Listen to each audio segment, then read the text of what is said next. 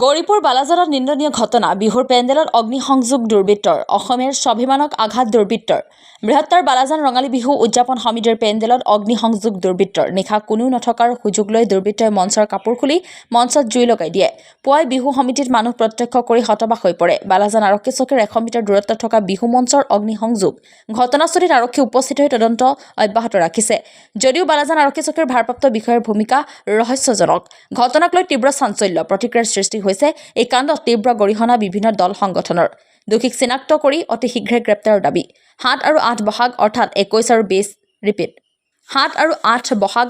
21 আৰু 22 এপ্ৰিল তাৰিখে দুদিনীয়া কাৰ্যসূচীৰে বালাজানত ৰঙালী বিহুৰ কাৰ্যসূচী আছে। দুষ্কৃতিকাৰীক 24 ঘণ্টাৰ ভিতৰত গ্ৰেপ্তাৰৰ দাবী বিহু সমিতিৰ। অসমীয়াৰ স্বাভিমানক আঘাত কৰি কোনো সাৰি যাব নোৱাৰে। পুনৰ বিহু মঞ্চ নিৰ্মাণ কৰি আছে বিহু সমিতিয়ে।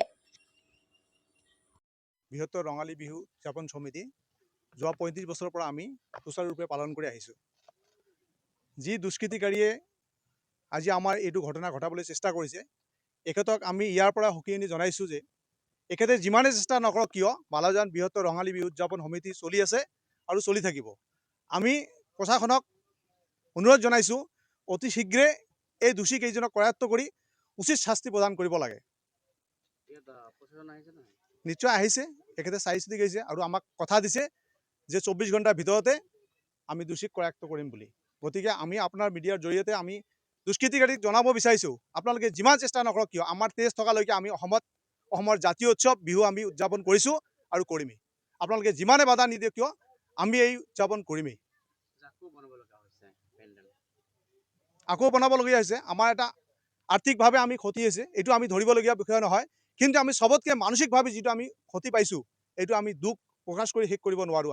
যিমান আমি মানসিকভাৱে আমি যিটো দুখ পাইছোঁ আজি, যেতিয়া জাতীয় উৎসৱৰ মাজত কোন দুষ্কৃতিকাৰী এনেকুৱা সাহস পাইছে আজি এইটো পেণ্ডেল জ্বলাই দিয়াৰ কাৰণে চেষ্টা কৰিছে। গতিকে আমি ইয়াৰ পৰাই ধিক্কাৰ দিছোঁ। যদি এখেতে মোকাবিলা কৰিব আছে আমাৰ সন্মুখত আহি কৰক, আমি এখেতক মোকাবিলা কৰাৰ কাৰণে ৰেডি আছোঁ। কিন্তু জাতীয় উৎসৱক লৈ এখেতে হেতা ধেমালি খেলিলে আমি এইটো সহ্য কেতিয়াও নকৰোঁ।